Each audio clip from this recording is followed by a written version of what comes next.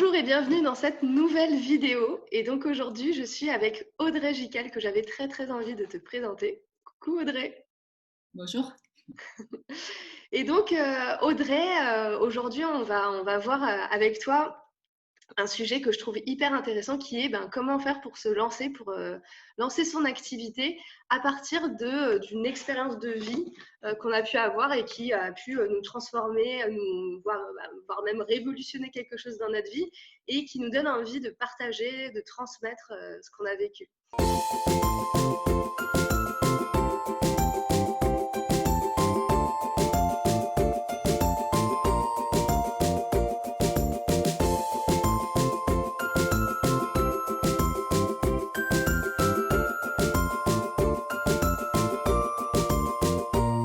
Je suis Audrey Gical.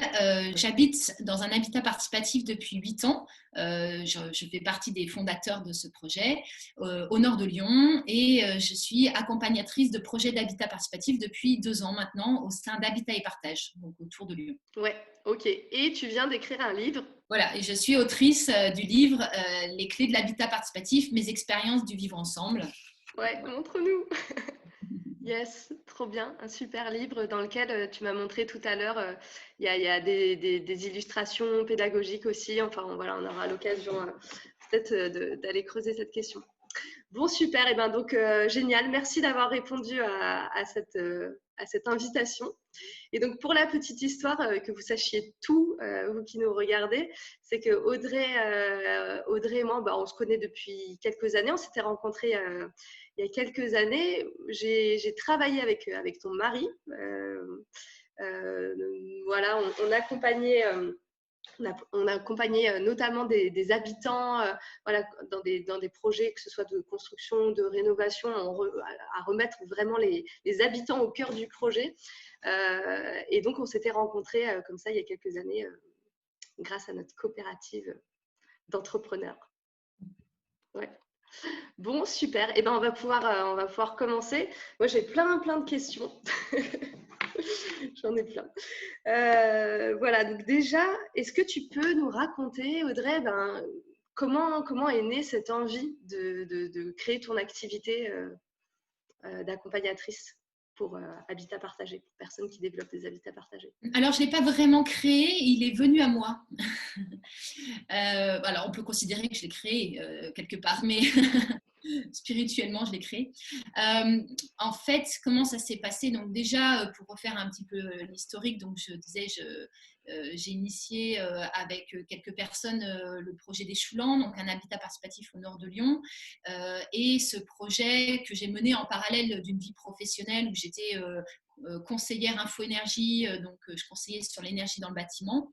Je me suis formée à plein de choses pour mon projet personnel, donc que ce soit la sociocratie, gouvernance partagée, la communication non violente, la permaculture. Enfin voilà, j'étais assoiffée de formation et j'avais un élément, un terrain d'exercice concret qui était le collectif qu'on construisait. En tout cas, pas pour la permaculture, mais au moins pour la pratique de la gouvernance partagée. Et donc, j'ai très souvent animé le collectif avec mes petits outils, mes petites idées. Et voilà. Et du coup, c'était un très bon terrain de jeu. Ouais. Donc, voilà. T'as bidouillé avec, tu te formais et puis t'expérimentais en même temps, quoi. C'est ça? Voilà. Et puis, il y Ouais. avait certaines choses comme la sociocratie où on s'est formé tout le collectif. Donc, on a eu tout de suite une culture commune, ce qui était beaucoup plus simple pour animer en étant novice. C'est-à-dire que je n'avais pas besoin de rappeler les règles. Voilà, il y avait des bases, un socle commun qui était là. Et puis, voilà. Et puis, j'y vis depuis un moment. Je te coupe 2 petites secondes peut-être. Est-ce que tu pourrais nous expliquer rapidement ce que c'est que la sociocratie et la gouvernance partagée? Parce que je pense que voilà, dans les personnes qui nous regardent, il y en a peut-être quelques-unes qui savent déjà, qui connaissent, mais peut-être pas tout le monde. Oui, effectivement. Donc, le terme gouvernance partagée, il est assez global, générique. Et la sociocratie, c'est une des manières de faire de la gouvernance partagée. Et moi, c'est celui que je pratique. Donc, je vais vous donner, voilà, vous expliquer un petit peu plus la sociocratie. C'est un mode de prise de décision où les personnes sont en équivalence. Donc ça, c'est quelque chose dans notre culture qu'on a pas naturellement parce qu'on ne pratique pas l'équivalence. On a un mode pyramidal, on a des chefs, on a des gens qui décident pour nous et qui nous imposent des choses, alors que dans un groupe, ça ne peut pas marcher comme ça et il y a besoin de cette équivalence. Alors, voilà, il y a tout un processus dans la sociocratie. Donc, l'équivalence, elle commence déjà par le cercle, c'est-à-dire on se met en cercle pour être physiquement en équivalence. Et puis, voilà, du coup, nos réunions se font en cercle. Et le cercle, c'est aussi un espace temporel. On ouvre et on ferme le cercle. Voilà, donc ça, c'est un des piliers de la sociocratie. Puis après, il y a la prise de décision par consentement, qui a tout un processus détaillé. Le troisième pilier, c'est l'élection sans candidat, qui est une manière de choisir un candidat en mode consentement. Et puis le dernier pilier, alors officiellement, c'est ce qui s'appelle le double lien, mais moi, je ne l'utilise pas. Et du coup, voilà, dans la je dis que le quatrième pilier, c'est l'organisation en commission, qui correspond à peu près à ça. Et alors, je ne l'ai pas dit tout à l'heure, mais j'ai également une chaîne YouTube, comme toi, et dans laquelle je détaille pas mal de choses. Et la dernière... on mettra le lien. Voilà, ma dernière vidéo est justement sur la gouvernance partagée. Donc, si vous voulez en savoir plus, je passe 16 minutes à vous détailler tout ce que c'est. Ouais, super. Et du coup, ce que j'entends, c'est que tu t'es formé, le groupe aussi s'est formé, vous avez testé des choses et j'imagine que vous avez fait aussi un peu votre sauce avec ça et que, voilà, enfin, il y a des choses que vous avez gardées. Là, tu disais par exemple les seconds liens, je disais oui de la tête parce que moi, c'est pareil. Je forme aussi à ces outils-là et en fait, voilà, il y a des choses quand on est dans la matière, dans le concret avec les projets, on se rend compte que ça, c'est adapté, ça, ça dépend. Donc ça, c'est ce que vous avez fait aussi, vous avez fait le tri. Ouais, super. Donc ça, c'est hyper puis on a c'est pareil, je le décris aussi dans la vidéo, mais on a une méthode de prise de température avec le pouce pour faire la sociocratie en très très rapide. Quand on sent qu'il y a une convergence, et hop, ça nous permet en fait d'aller très très vite sur la prise de décision. Donc effectivement, il y a des outils qu'on a développés en interne pour aller plus vite et du coup une certaine appropriation. Des fois, on en perd une certaine pureté, on va dire. Ouais. Voilà, on sait revenir à la méthode de strict quand on en a vraiment besoin. Ouais, c'est ça. Vous avez finalement cette maturité-là, cette avancée qui vous permet de sentir quand il y a besoin de remettre un peu plus de cadre, quoi. Ouais, ok, super. Et alors, du coup, donc voilà, tu avais cette expérience et d'ailleurs, tu l'as toujours, tu y es toujours dans ton habitat partagé. Voilà, je vis toujours. Donc, j'ai à la fois acquis de l'expérience dans tout ce qui est gouvernance, gestion de réunions, d'animation de réunions, etc., qui me plaît beaucoup et que j'ai d'ailleurs insufflé dans le travail que j'avais à l'époque. Et puis, il y a quelques années, donc il y a un peu plus de 2 ans maintenant, il y a à peu près 3 ans, quand j'ai repris le travail après mon deuxième congé parental, donc la naissance de mon fils, je me suis dit, tiens, donc je retournais dans la boîte où j'étais, mais j'avais envie de faire un bilan de compétences pour refaire un peu le point, me remettre en route, et puis savoir ce que je voulais développer à court terme et à moyen terme. Dans mon idée, c'était plutôt en restant dans la même structure. Mais ce bilan de compétences m'a fait jaillir l'envie de travailler dans l'habitat participatif. C'est sorti. Alors moi, je suis très connectée à ma guidance intérieure et à mes émotions. Et le fait d'en parler, j'explosais d'émotions. C'était incroyable. Et donc, je me suis dit, je ne me voyais pas du tout partir de ma boîte à court terme. Vraiment, j'y étais bien. J'avais des super collègues et tout ça. Et j'y étais vraiment bien. Mais je me suis dit, pour tester, je savais que c'était un métier difficile, voilà, c'était assez compliqué et assez peu rémunérateur. Et du coup, je me suis dit, tiens, je vais monter une formation. Je vais faire une formation et je vais voir ce que ça fait. Et sans structure, sans rien. Ouais.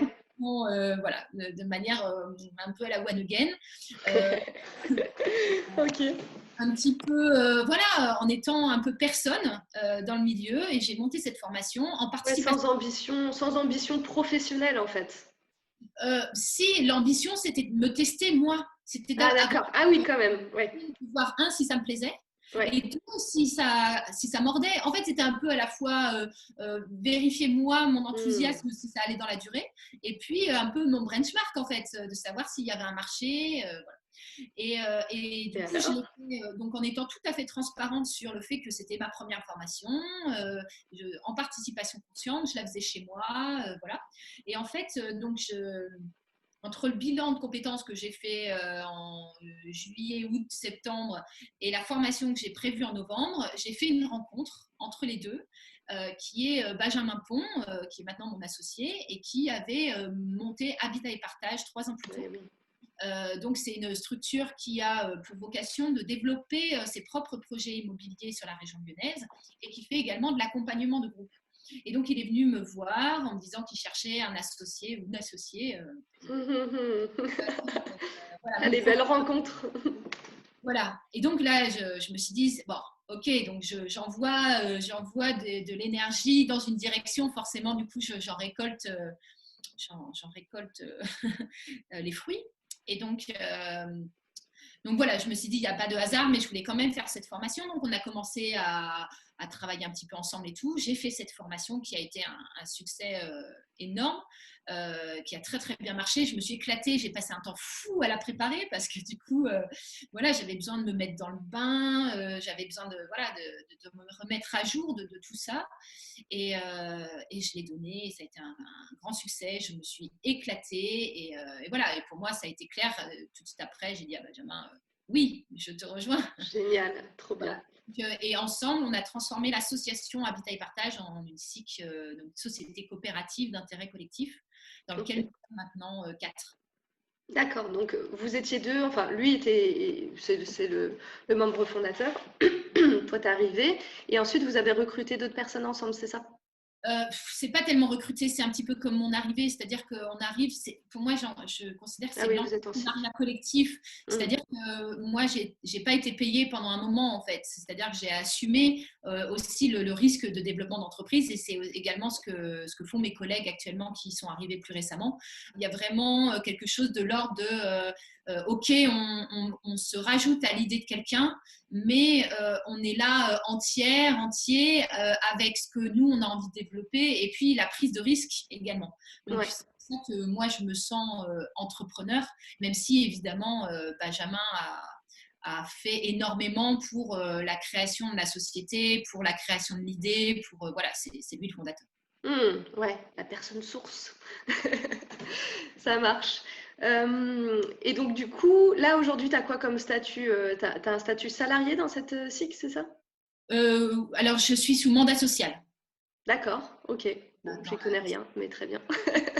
En fait, salarié, tu es protégé par le droit du salarié qui fait que le salaire, tu ne peux pas le monter, le descendre comme tu veux.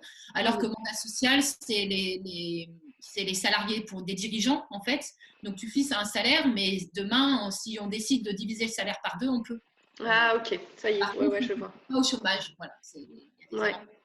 Et par contre, en fonction des mois et des années, si tu as beaucoup d'argent qui rentre, eh ben, tu peux t'augmenter fortement et te diminuer fortement. Mais du Ouais. coup, le risque qui est assez fort. Ouais, d'accord, ok. Oui, ça fait partie des différences avec la scope, alors du coup. Ok, très bien. Bah, c'est hyper intéressant. Et donc là, aujourd'hui, est-ce que tu développes toute ton activité dans cette structure-là ou donc tu as lâché ton boulot d'avant, tu as encore quelque chose à côté? Enfin, comment tu fais? Alors, j'ai complètement lâché mon ancien job depuis janvier 2019. Non, juin. Ouais, ouais, non, je suis partie en juin 2018, c'est ça. D'accord. En juin 2018 complètement, mais j'ai eu une phase temporaire avec une diminution progressive. Voilà. Ouais. Euh, mais et après, je n'ai pas d'activité à part, sauf que j'ai écrit le livre en mon nom. Donc voilà, le livre est en mon nom, mais sinon toute l'activité que je développe, que ce soit les formations, que ce soit l'accompagnement, que ce soit voilà, des interventions. J'ai aussi développé, sur la base de mon livre, j'ai fait une conférence gesticulée. Euh, Hmm. voilà, donc ça, c'est aussi quelque chose que je fais, alors que pour l'instant, qui n'est pas hyper rémunérateur, mais voilà, que je fais dans le cadre d'Habitat et Partage. Je n'ai pas d'autres activités. Ok, très bien, super. Et est-ce que tu dirais que le fait d'avoir quelque part rejoint un projet dans lequel il y avait déjà une personne et puis possiblement, je ne sais pas si c'était déjà évoqué à ce moment-là, mais d'autres personnes. Est-ce que tu dirais que toi, ça t'a aidé à passer le cap de te lancer dans cette nouvelle Ah activité? oui, complètement, ouais. Ouais, C'est vrai que j'ai pas eu besoin de faire des années de prise de connaissances sur tout ce qui est création d'entreprise. Clairement, par exemple, des choses bêtes, mais j'ai pas de notion comptable, par exemple. Il y a un certain nombre de choses voilà, sur lesquelles je suis ravie d'avoir des associés. Et puis après, il y a vraiment la notion de travail en équipe. Moi, j'aurais pas aimé être seule en fait. Donc le fait d'être à deux, puis maintenant trois, puis quatre, fait qu'il y a vraiment. Enfin, moi, je suis à fond sur l'intelligence collective. Donc l'intelligence collective, ça marche pas tout seul. Et voilà, du coup, c'est rassurant d'être à plusieurs pour avoir plusieurs idées. Et on n'est pas que quatre, comme on est une SIC, donc une société coopérative. On a tout plein de sociétaires et on a un conseil d'administration qui est incroyablement soutenant, bienveillant. C'est vraiment notre conseil de sages. Voilà, donc on est 10 dans ce conseil d'administration et c'est vraiment très très riche tous les échanges qu'on a. Donc voilà, l'intelligence collective n'est pas seulement au niveau de 4 personnes, mais bien plus globale que ça. ouais, d'accord. Ok, bon, super. C'est hyper inspirant, génial. Et si c'était, alors peut-être avant cette question-là, j'en ai une autre. J'ai souvent dans les échanges que je peux avoir avec les personnes que j'accompagne ou voilà, ou les personnes de la communauté de la forêt qui pousse, il y a une question qui revient souvent, c'est la question de la légitimité, et notamment quand voilà, euh, j'ai une expérience de vie qui m'a transformée, qui fait que il y a une espèce de révélation, j'ai envie de partager, et se pose souvent la question de mais qui suis-je? Qui suis-je pour transmettre ça? Est-ce que je suis assez formée, assez voilà. Est-ce que ça c'est une question qui s'est posée à toi à un moment? Enfin, comment ça résonne ça pour toi? Bah, ça résonne beaucoup parce que j'ai un métier qui est extrêmement complexe parce qu'il va toucher beaucoup de choses dans le métier du bâtiment. C'est-à-dire, j'accompagne des groupes sur un projet immobilier. Et j'ai pas de notion de suivi de projet immobilier. C'était pas mon métier. C'était pas voilà toutes les étapes d'un projet, l'importance du programme. Enfin, il y a tout plein de notions qu'il a fallu que je m'approprie. J'en avais vaguement connaissance, mais vraiment c'était pas si clair pour moi. Et puis, un autre sujet qui est extrêmement complexe, c'est les montages juridiques financiers. Et actuellement, la plupart des groupes qui viennent nous chercher, c'est pour ça, c'est pour qu'on les aide sur cette partie-là. Et là, moi, je ne suis pas juriste, c'est pareil, j'ai dû vraiment me plonger là-dedans. Et en fait, de manière assez étonnante, c'est l'écriture du livre qui m'a aidé à vraiment structurer les choses. C'est-à-dire que j'ai décidé de faire un chapitre sur les montages juridiques qui est dans mon livre alors même que je n'étais pas experte et qu'il a fallu que je sollicite pas mal de gens autour de moi pour pouvoir écrire ce chapitre. Et j'ai même un collègue qui un jour m'a dit toi, Audrey, t'es trop forte, t'écris un livre sur un sujet que tu maîtrises pas. Hmm. Je lui ai dit, Super. mais en fait, j'ai réussi un truc que tu n'es pas capable de faire. Ouais, C'est-à-dire que demander de j'ai l'aide. réussi à vulgariser. J'ai Ouais, réussi à utiliser les mots des gens qui ne sont pas juristes. Et en ouais. fait, les experts ne parlent qu'avec des mots de leur jargon et ils n'arrivent plus à prendre ce recul-là. Et donc, j'ai assumé mon regard de novice et j'assume également qu'il puisse y avoir des fautes dans ce chapitre, enfin, ou qu'il puisse en tout cas être imparfait parce que je ne rentre pas assez dans des détails pour être vraiment assez précise. Mais c'est pas grave. Mon but était vraiment de donner une première lecture à des personnes qui n'y connaissent rien. Et dans Hmm. le milieu juridique, ça n'existe pas. Enfin, mais tout ce que j'ai pu lire est vraiment trop complexe. Il y a trop de choses. Et voilà, j'ai voulu en tout cas partager ça. J'ai voulu aussi partager des notions comme qu'est-ce que l'ordre public, sur quoi on est capable de. Enfin voilà, la différence entre droit contractuel et ordre public, c'est en gros quand on écrit un contrat, bah, on peut s'accorder un à un sur ce qu'on veut, mais il y a des règles qui s'imposent à nous. Et ça, on est censé les connaître, mais si on n'est pas avocat ou juriste, et ben, on ne les connaît pas. Hmm. Et en particulier, bah voilà, si on s'accorde, Lydie, toi et moi, on s'accorde pour monter un bordel, bah en fait, on n'a pas le droit, même si on s'accorde entre nous, c'est interdit par la loi. Voilà, donc voilà, ben, dans les montages juridiques, il y a un certain nombre de choses que même si on ne le met pas dans les statuts, ça s'impose. Et voilà, du Ouais. coup, ça, c'était des choses que j'avais envie de partager et que j'ai découvert petit à petit. Hmm. Et donc, le côté de la légitimité, moi, j'ai une légitimité qui est très différente dans le milieu de l'accompagnement. Dans le milieu de l'accompagnement, il y a effectivement la légitimité de l'expertise technique. Moi, j'ai une expertise d'expérience. Et ça, c'est pas si courant en fait. Il y a assez peu d'accompagnateurs qui vivent en habitat participatif et qui ont 8 ans d'expérience et qui ont été à l'initiative d'un projet. Et du coup, moi, j'avais vu toutes les étapes, mais surtout, j'ai aussi l'expérience du vivre ensemble. Et c'est-à-dire que je ne suis pas juste à construire un projet immobilier. Parce que voilà, je trouve qu'il y a beaucoup de groupes qui construisent un projet immobilier. Donc, quand on construit un projet immobilier, on crée un statut juridique, on fait un plan de financement, on vérifie que ça fonctionne, et puis on construit un bâtiment. Sauf que ça ne crée pas de vivre ensemble. Le vivre ensemble, il se crée par la création du collectif. Il faut vraiment arriver à faire les deux. Et voilà, et du coup, je pense que moi, l'expérience que j'ai, c'est d'arriver à faire les deux de front, à être vraiment vigilante sur ça, et puis à partager mes expériences à moi de petites choses. Par exemple, là, bon, vous voyez vaguement derrière moi, il y a une mezzanine. En fait, je suis dans une chambre d'amis parce qu'en fait, j'ai installé mon bureau professionnel dans une chambre d'amis parce que c'est tout à fait compatible. Moi, je travaille les journées en semaine et les amis, on les reçoit les soirs et les week-ends. Et donc, voilà, c'est compatible. Mais avant de le faire, je n'avais pas notion de cette compatibilité. Et quand je partage ça au groupe, ils se disent « Ah, mais oui, c'est génial !» Voilà, donc ça, moi, c'est un petit peu mon petit plus à moi. C'est à la fois l'expérience, la construction du projet et l'expérience du vivre ensemble et qui est à la fois géniale et à la fois bouleversante, déstabilisante. Enfin, voilà, et je trouve que de pouvoir le partager, c'est très riche et en général, c'est ce qui plaît au groupe que j'accompagne. C'est ce vécu.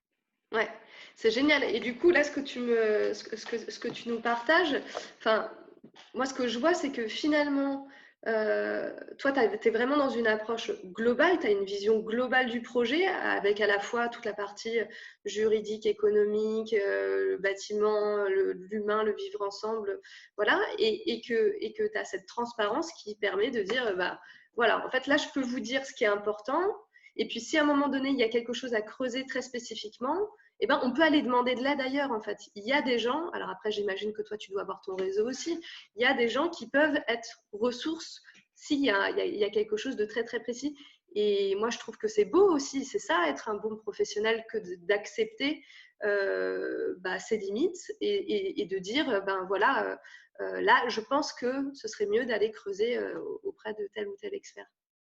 Et j'ai envie de partager aussi qu'il y a un groupe que j'accompagne sur Saint-Étienne et il y a une personne dans le groupe qui est aménageur. Son métier, c'est d'aménager voilà, et de rénover ou de construire. Enfin, il est vraiment dans le milieu du bâtiment et clairement, il en connaît plus que moi dans le milieu du bâtiment. Et moi, ça m'a déstabilisée au début. Je me suis dit, mais est-ce que je vais suffisamment les nourrir? Est-ce que je vais en tout cas arriver à leur apporter suffisamment de choses? Et en fait, c'est cette personne, c'est une des personnes qui est le plus satisfait de mon accompagnement, enfin, qui aime beaucoup en fait justement ce que j'apporte d'autres. Ouais. Et je m'appuie sur lui. J'hésite pas à m'appuyer sur lui, sur ses compétences pour justement faire avancer le projet. Et voilà, donc je pense qu'effectivement, il y a quelque chose sur la côté légitimité, d'être humble sur là où je suis expert, là où je ne suis pas expert et là où j'ai de l'enthousiasme à apprendre. Parce que moi, je considère aussi que l'enthousiasme à apprendre, c'est des fois aussi bon qu'une expertise parce qu'on va avoir vraiment envie d'aller apprendre dans ce domaine, on va vraiment avoir envie de se renseigner, d'approfondir. Voilà. Donc, ouais. c'est important. C'est un bon moteur, hein. Je pense que là, les personnes qui nous regardent aujourd'hui ne diront pas le contraire. Ce qui nous donne envie d'apprendre, c'est un sacré moteur. Ok, super. Il y a aussi une autre chose que j'entends là dans ce que tu dis. Tu me dis comment ça résonne pour toi, mais j'entends que tu avais ton expérience et puis au moment où tu as senti que là, ça basculait en quelque chose de plus professionnel, bah, tu as accepté aussi, et notamment avec l'écriture de ton livre, d'aller te renseigner davantage, voilà, de pas juste rester sur ton expérience à toi et partir du principe que ce que toi tu as vécu, c'était universel et que c'était la manière de faire avec un collectif. Mais j'entends que derrière, tu as été creusé aussi pour comprendre un peu mieux les différents cas de figure qui pouvaient exister. C'est ça? Oui, bah c'est aussi s'inspirer des autres, c'est-à-dire j'ai intégré le réseau du RAP, par exemple, qui est le réseau des accompagnateurs professionnels de l'habitat participatif, avec des gens de compétences complètement incroyables, des gens qui travaillent depuis 10 ans dans le milieu, enfin voilà, il y a vraiment des choses très intéressantes. Et je me suis rendu compte qu'en 2 ans, voilà, il se crée en fait un échange, c'est-à-dire que j'étais pas seulement la petite novice, la petite nouvelle qui vient prendre l'info, mais j'avais aussi des choses à apporter et des choses à partager et que voilà, et je ressentais le côté donnant-donnant, gagnant-gagnant plutôt de nos partages et ça c'est chouette. Et effectivement le fait de s'ouvrir, de se dire, en fait, après, voilà, mon métier, il est incroyablement complexe, en fait. Et j'ai l'impression que personne n'arrive à être absolument expert dans tout. C'est pas possible. Donc, il y a ceux qui vont plus approfondir l'expertise juridique, d'autres plus approfondir l'expertise animation, d'autres plus la gestion de projet immobilier. Enfin, et après, à force d'accompagner, on monte en compétences. Et moi, je crois beaucoup aussi au fait de pouvoir monter en compétences en étant sur le terrain. Enfin, ça, c'est l'expérience, voilà, le fait de rencontrer. Et après, au sein d'Habitat et Partage, il y a quelque chose de génial, c'est que comme maintenant on est une équipe de 4 et qu'on a des compétences très, très variées, et ben, je peux aussi m'appuyer sur les compétences en interne. Et ça, c'est vraiment chouette. Ouais. Et après, je fais des formations, je continue de me former pour toujours m'améliorer. Ouais, ouais. Bah oui, finalement, il y a toujours des choses à apprendre, quoi. Ouais. Super. Bah écoute, je trouve ça hyper intéressant. On arrive bientôt au bout de cette interview. Voilà, est-ce qu'il y a une dernière chose que tu aimerais nous partager, voilà, dans ton retour d'expérience? Peut-être j'ai envie de vous partager comment moi je fonctionne.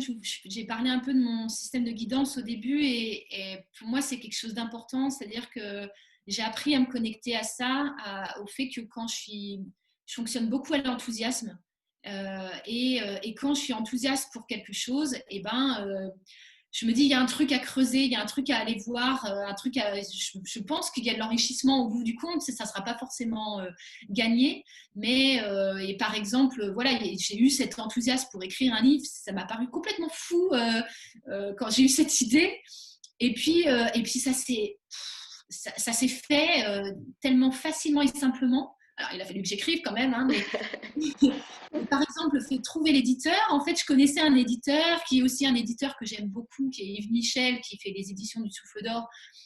Voilà, que je lis beaucoup de livres de lui. Et en fait, je l'avais rencontré, il vit en éco-village. Il y a 10 ans, je l'avais rencontré dans son éco-village. Et donc, quand je l'ai rappelé, il s'est souvenu de moi et tac, tac, tac, et ça s'est fait. Il était ravi.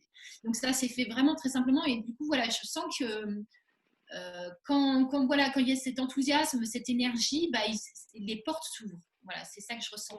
Et là, voilà, le dernier truc que j'ai fait un petit peu foufou, c'est justement la création de cette chaîne YouTube sur laquelle je ne suis pas du tout très assidue. Je ne poste pas toutes les semaines, tout ça, c'est un petit peu calé dans mon temps libre. Mais je sens que ça m'apporte aussi de l'enthousiasme, du partage, en fait, de communiquer autrement que par le livre. C'est autre chose encore. Mais voilà, j'aurais envie de dire aux uns aux autres, je ne sais pas si vous fonctionnez comme moi, mais en tout cas, si vous fonctionnez comme moi, soyez attentifs et voilà, laissez-vous envahir par cet enthousiasme et voilà, ça vous guide dans la vie.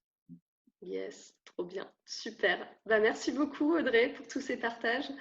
Euh, Peut-être, est-ce que tu as des actualités en ce moment, des choses que tu proposes si jamais on a envie de travailler avec toi ou de suivre tes aventures? Donc tu disais, il y a une chaîne YouTube, il y a ton livre. Il y a la chaîne YouTube, le livre, ça c'est plutôt sur le partage d'infos. Et puis sinon, donc Habitat et Partage, donc je disais, on fait de l'accompagnement des formations. Donc on a des formations, donc on a une formation qui s'est annulée parce que voilà, Confinement, ouais. et n'hésitez pas à aller sur le site d'Habitat et Partage. Il y a des formations qui sont prévues en 2021. En particulier, il y en a une qui s'appelle Mûrir un projet et passer à l'action, qui est vraiment pour construire un projet d'habitat participatif. Et c'est destiné à des personnes qui sont seules ou alors à quelques-uns, mais qui se disent, je voudrais vivre comme ça, je ne sais pas comment passer à l'action, je ne sais pas comment faire les premiers pas. Donc voilà, j'aide vraiment à se projeter, à rêver l'habitat et à voir les différentes étapes et les différents outils qui sont disponibles pour ça. Et sinon, Habitat et Partage disait, nous développons nos propres projets immobiliers sur la région lyonnaise. Donc, si jamais vous cherchez un habitat participatif, soit vous rajoutez dans un projet qui est déjà avancé, soit même vous rajoutez un projet existant. Enfin voilà, il y a plusieurs possibilités. En tout cas, en France, il y a plusieurs possibilités qui existent. N'hésitez pas à aller sur le site d'habitatetpartage.fr. Voilà, il y a tout plein de cartes, il y a nos différents projets. Et donc, on est assez actifs autour de Lyon. On va même jusqu'à, donc je disais Saint-Étienne. On a des projets sur Bourg-en-Bresse, Valence, etc. Ok, super. Eh ben, merci pour toutes ces infos. Je mettrai les liens en dessous, au-dessus, bref, vous savez, en fonction de là où vous nous trouvez. Et puis, je te remercie encore très, très fort, Audrey. Voilà, je vous dis à tout bientôt pour une prochaine vidéo. N'oubliez pas de vous abonner si ce n'est pas déjà fait pour recevoir des alertes pour les prochaines interviews. Et puis, je vous dis à très bientôt. Salut! Salut!